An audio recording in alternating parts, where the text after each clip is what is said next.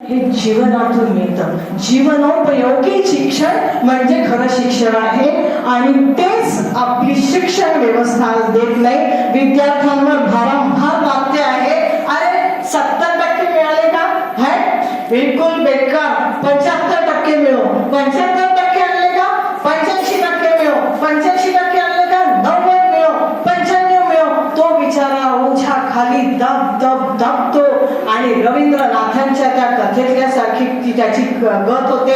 अरे धाव, तुला पाहिजे ना जमीन, धाव. किती जमीन पाहिजे? तो धावत सुटतो. त्याचा मित्र म्हणतो, अरे जरा थांब, मरशील. पण तो धावतोय आणि खरंच सूर्योदय होण्यापूर्वीच मरून जातो. तसंच आजचा विद्यार्थी इतका धावतोय रॅट रेस मध्ये की मला हे मिळवायचं आहे, मला ते मिळवायचं आहे. आणि